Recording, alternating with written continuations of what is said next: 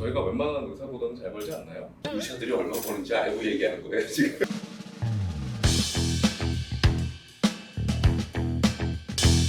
안녕하세요. 변호사라면 최승현. 석종우. 최유진 변호사입니다. 오늘은 시청자분들이 변호사란 직업에 대해서 평상시에 가지고 계셨던 질문들에 대해서 저희가 답변 드리는 시간을 가져볼 텐데요. 어떤 질문들이 있었는지 살펴보도록 하겠습니다. 변호사가 되려면 목표를 가지고 열심히 하면은 누구나 될 수 있습니다. 최선을 다해.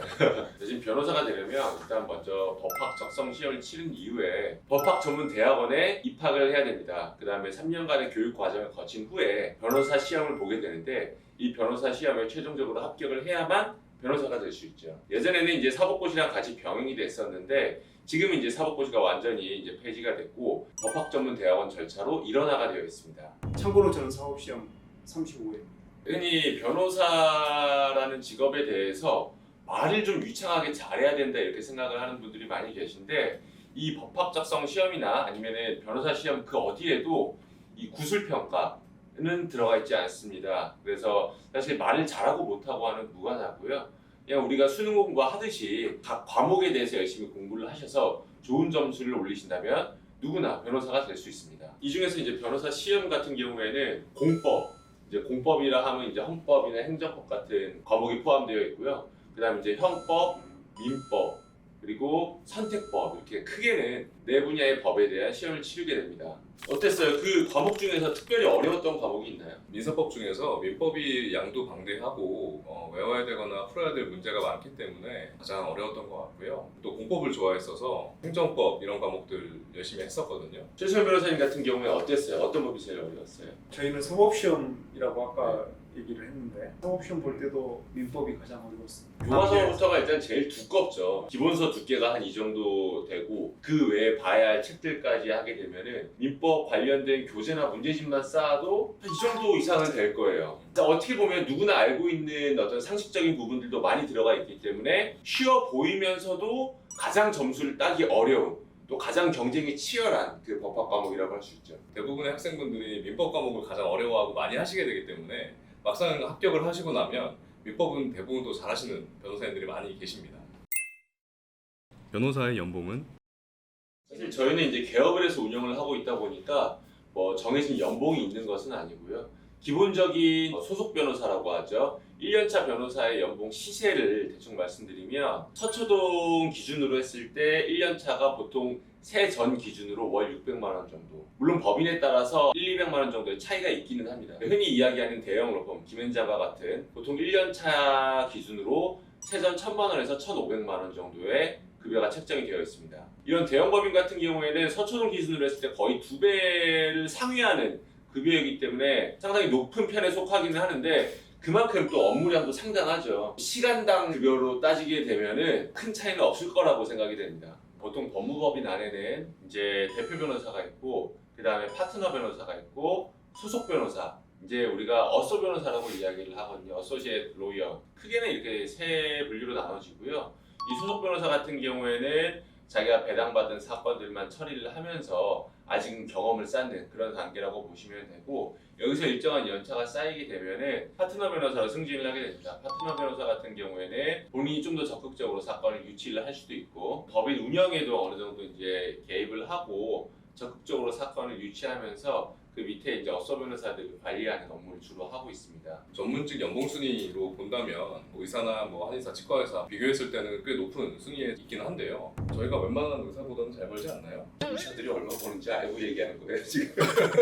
개업을 하게 되면은 급여의 편차가 상당히 심합니다. 어떤 분들 같은 경우에는 뭐 매월 정기적으로 수천만 원, 경우에 따라서는 수억 원 이상의 급여를 가져가시는 분들도 계시고, 어떤 분들 같은 경우에는 사무실 유지비도 조금 부담이 될 정도로 거의 급여를 가져가지 못하는 경우들도 있습니다. 개업 변호사를 기준으로 평균적인 급여를 산정하기는 좀 어렵고요. 차이가 매우 크다라고 생각을 하시면 될 것 같습니다.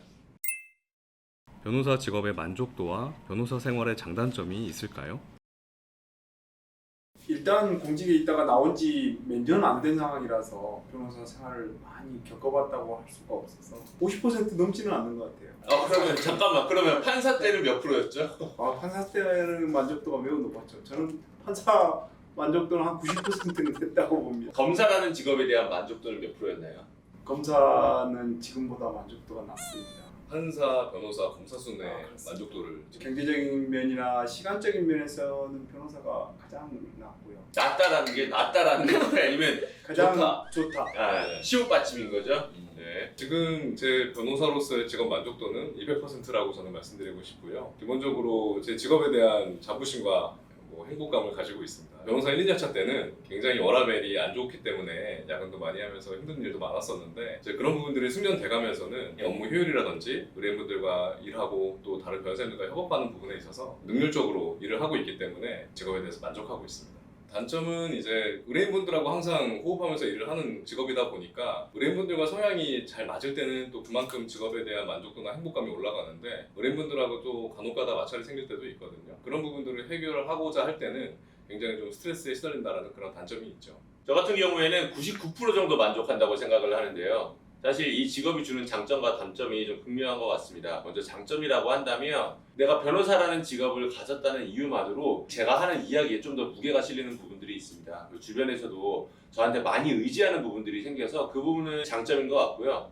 반대로 이걸로 인해서 사실 단점도 많이 발생을 하게 되는데요. 주변에서 무슨 일만 생기면 다 저한테 물어봐요. 뭐 수도꼭지 고장나도 저한테 물어볼 정도로 삶의 어떤 대소사에 대해서 모든 것들을 제가 다 이렇게 자문을 해줘야 된다라는 어떤 그 부담감이 있기 때문에 그런 점은 약간 직업으로서의 단점인 것 같기도 합니다. 저도 최근에 지인이 이혼을 하는데 같이 키우는 고양이를 누가 데려가야 되냐고 뭐 이런 질문까지 지금 있는 상황인데 그러니까 이런 질문 같은 경우에도 사실 그거예요. 저희가 이제 이야기를 할 수 있는 부분은 고양이의 법적 성격이 무엇인지 이것은 물건이다.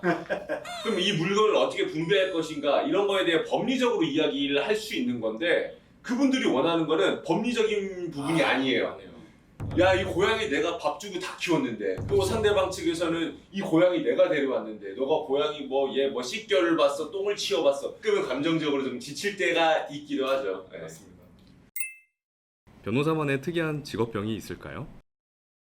변호사 업무를 함으로써 생기는 습관 같은 건데 법을 통해서 테두리가 정해지잖아요. 그러면은 저도 모르게 그 테두리를 벗어나지 않으려는 성향이 있어요. 가끔은 법이라는 것을 떠나서 뭔가 공격적으로 일을 추진해야 될 때도 필요한데 저희는 이제 법을 알게 되니까 아 이거는 안 되는 거야 라고 1차적으로 결론을 내리고 조금 소극적으로 대응하는 경우들이 있거든요. 이게 어떻게 보면 약간 변호사의 단점인 것 같아요. 저 같은 경우는 이게 직업병이라기보다는 좀 성향이 조금 자꾸 변한다 이런 부분인데요. 이제 MBTI로 보면 INFP거든요. 그러니까 F, 공감을 잘하는 성향인데 변호사의 특성상 의뢰인분들을 만나거나 일을 할 때는 어쩔 수 없이 해결 방법을 계속 알려드려야 되는 상황이 오거든요. 일상생활에서도 지인들이나 가족들하고 얘기를 하는 과정에서도 공감을 하기보다는 어쩔 때는 또 해결 방법부터 대뜸 얘기하면서 주변 사람들을 서운하게 만드는 경우도 있거든요. 조금 조심하려고 노력하는 편입니다.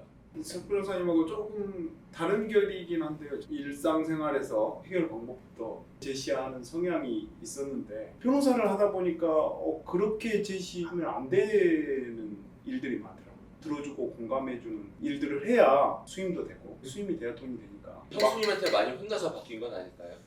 자기는 왜 내 말에 공감을 안 하고 이런 그렇게- 잔소리를 많이 들어서 바뀐 건 아닐까요? 그렇게 혼나서 바뀔 것 같았으면 한 20년 동안 살면서 이미 바뀌었겠죠. 변호사 돼서 바뀐 게 훨씬 많아요. 네. 정말 수입을 하기 위해서 바뀌셨다고 합니다. 대형 로펌과 중소형 로펌의 차이점은 무엇일까요?